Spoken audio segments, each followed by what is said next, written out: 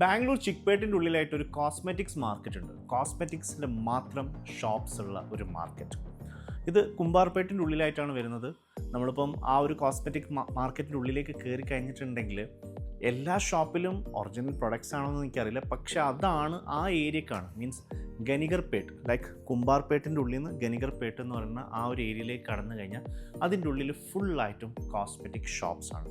ഒരുവിധം നല്ല ബ്രാൻഡഡ് ആയിട്ടുള്ള സ്റ്റോറുകൾ അതിൻ്റെ ഉള്ളിലുണ്ട്, അതേപോലെ തന്നെ പല ചെറിയ ചെറിയ സ്റ്റോറുകളുണ്ട്. അപ്പം ഞാൻ കൂടുതൽ ആ മാർക്കറ്റിൻ്റെ ഉള്ളിൽ പോവുക, നമുക്കിപ്പോൾ ഈ പ്രൊഡക്ട്സ് ഒക്കെ ഫില്ല് ചെയ്തിടാൻ പറ്റുന്ന ബോട്ടിൽസ് അല്ലെങ്കിൽ നമുക്ക് ലൈക്ക് കോംബോ പോലത്തെ ഐറ്റംസ് ഇതൊക്കെ വാങ്ങാൻ ഞാൻ ആ മാർക്കറ്റിൽ പോയിട്ടുണ്ട്.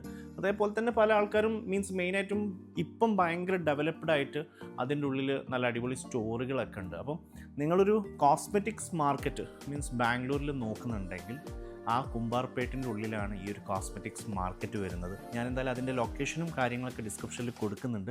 നിങ്ങളൊരു സ്റ്റോർ തുടങ്ങുകയാണ് അല്ലെങ്കിൽ നിങ്ങളൊരു ബ്യൂട്ടി പാർലർ സലൂണൊക്കെ തുടങ്ങുന്നുണ്ടെങ്കിൽ നിങ്ങൾ ആ മാർക്കറ്റിൽ നിന്നായിരിക്കണം നിങ്ങൾക്ക് ഹോൾസെയിലായിട്ട് ഈ കോസ്മെറ്റിക്സ് പ്രൊഡക്ട്സും കാര്യങ്ങളൊക്കെ വാങ്ങാൻ പറ്റും.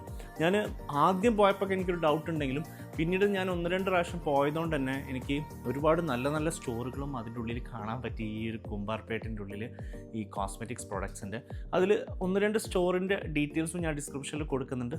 സോ നമ്മളെ ബാംഗ്ലൂരിൽ കോസ്മെറ്റിക്സ് പ്രൊഡക്ട്സ് വാങ്ങാനും അല്ലെങ്കിൽ വിൽക്കാനും ഹോൾസെയിലായിട്ട് റീറ്റെയിലായിട്ട് ഇപ്പോൾ നോക്കുന്നുണ്ടെങ്കിൽ അതൊരു ബെസ്റ്റ് മാർക്കറ്റാണ്.